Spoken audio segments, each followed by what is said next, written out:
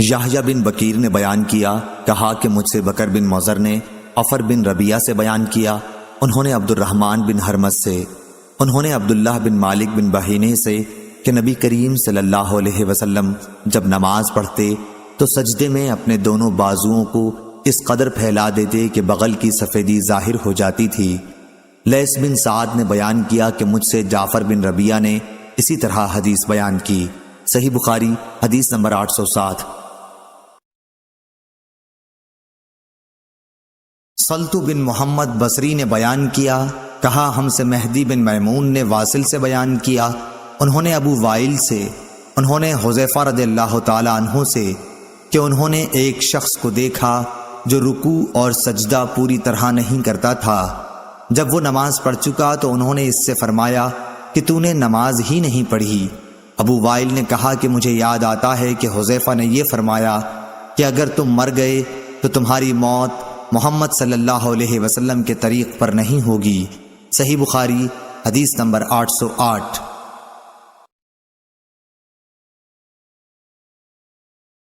سفیان sorry نے عمرو بن دینار سے بیان کیا، انہوں نے طاؤس سے، انہوں نے حضرت ابن عباس رضی اللہ تعالی عنہ سے، آپ نے بتلایا کہ نبی کریم صلی اللہ علیہ وسلم کو 7 اعضاء پر سجدے کا حکم دیا گیا تھا، اس طرح کہ نہ بالوں کو آپ سمیٹتے نہ کپڑے کو۔ وہ 7 اعضاء یہ ہیں: پیشانی، مائع ناک، دونوں ہاتھ، دونوں گھٹنے اور دونوں پاؤں۔ صحیح بخاری حدیث نمبر 809۔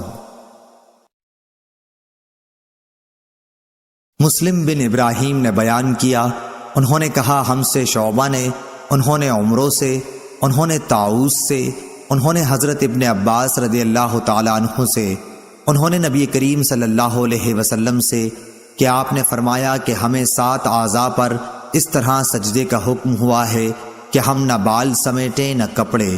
صحیح بخاری حدیث نمبر 810۔ اسرائیل نے ابو اسحاق سے بیان کیا، انہوں نے عبداللہ بن یزید سے، انہوں نے کہا کہ ہم سے برا بن عازب رضی اللہ تعالی عنہ نے بیان کیا، وہ جھوٹ نہیں بول سکتے تھے۔ آپ نے فرمایا کہ ہم نبی کریم صلی اللہ علیہ وسلم کی اقتداء میں نماز پڑھتے تھے، جب آپ سمع اللہ لمن حمدہ کہتے یعنی رکوع سے سر اٹھاتے تو ہم میں سے کوئی اس وقت تک اپنی پیٹھ نہ جھکاتا جب تک آپ اپنی پیشانی زمین پر نہ رکھ دیتے۔ صحیح بخاری حدیث نمبر 811۔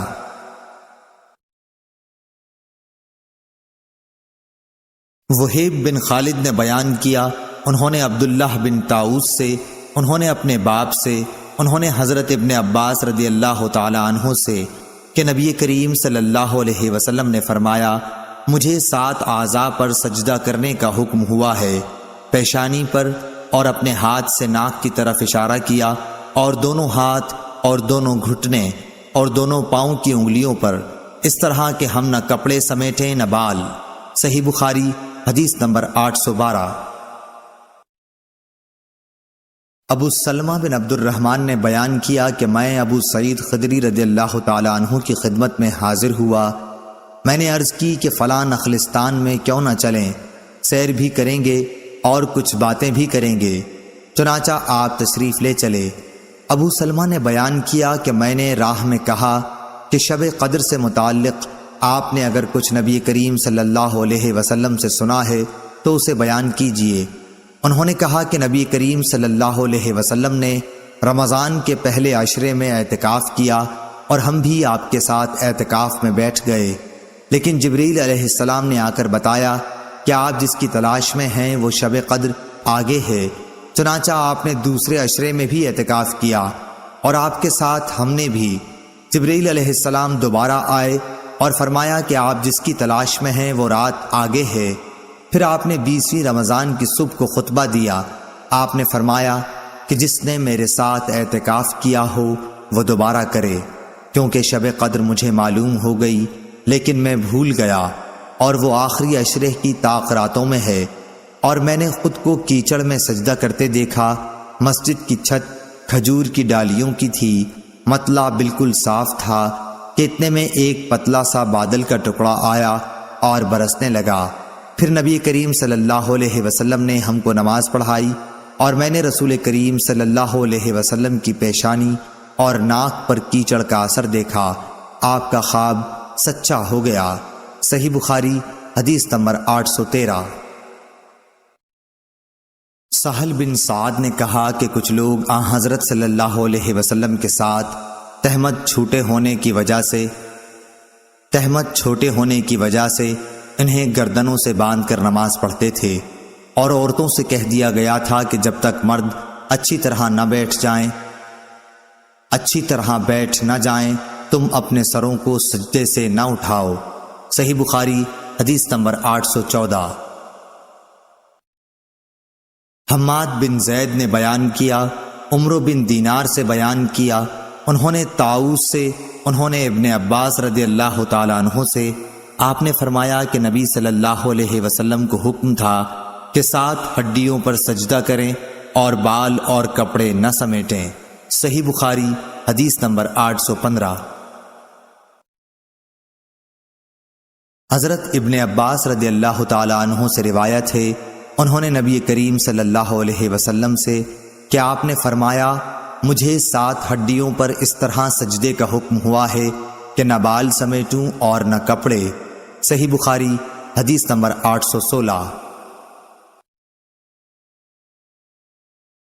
منصور بن معتمر نے مسلم بن صبیح سے بیان کیا، انہوں نے مسروق سے، ان سے حضرت عائشہ صدیقہ رضی اللہ تعالی عنہا نے فرمایا کہ نبی کریم صلی اللہ علیہ وسلم سجدہ اور رکوع میں اکثر یہ پڑھا کرتے تھے، سبحانک اللہم ربنا وبحمدک اللہم اغفر لی۔ اس دعا کو پڑھ کر آپ قرآن کے حکم پر عمل کرتے تھے۔ صحیح بخاری حدیث نمبر 817۔ حماد بن زید نے ایوب سختیانی سے بیان کیا، انہوں نے ابو قلابہ عبداللہ بن زید سے کہ مالک بن حویرث رضی اللہ تعالی عنہ نے اپنے ساتھیوں سے کہا کہ میں تمہیں نبی کریم صلی اللہ علیہ وسلم کی نماز کیوں نہ سکھا دوں؟ ابو قلابہ نے کہا یہ نماز کا وقت نہیں تھا مگر آپ ہمیں سکھانے کے لیے کھڑے ہوئے، پھر رکوع کیا اور تکبیر کہی، پھر سر اٹھایا اور تھوڑی دیر کھڑے رہے، پھر سجدہ کیا اور تھوڑی دیر کے لیے سجدے سے سر اٹھایا اور پھر سجدہ کیا اور سجدے سے تھوڑی دیر کے لیے سر اٹھایا۔ انہوں نے ہمارے شیخ عمرو بن سلمہ کی طرح نماز پڑھی۔ ایوب سختیانی نے کہا کہ وہ عمرو بن سلمہ نماز میں ایک ایسی چیز کیا کرتے تھے کہ دوسرے لوگوں کو اس طرح کرتے میں نے نہیں دیکھا۔ آپ تیسری یا چوتھی رکعت پر سجدے سے فارغ ہو کر کھڑے ہونے سے پہلے بیٹھتے تھے، یعنی جلسہ استراحت کرتے تھے، پھر نماز سکھلانے کے بعد۔ صحیح بخاری حدیث نمبر 818۔ مالک بن حویرث نے بیان کیا کہ ہم نبی کریم صلی اللہ علیہ وسلم کی خدمت میں حاضر ہوئے اور آپ صلی اللہ علیہ وسلم کے یہاں ٹھہرے رہے۔ آپ صلی اللہ علیہ وسلم نے فرمایا کہ بہتر ہے تم اپنے گھروں کو واپس جاؤ، دیکھو یہ نماز فلاں وقت اور یہ نماز فلاں وقت پڑھنا، جب نماز کا وقت ہو جائے تو ایک شخص تم میں سے اذان دے اور جو تم میں بڑا ہو وہ نماز پڑھائے۔ صحیح بخاری حدیث نمبر 819۔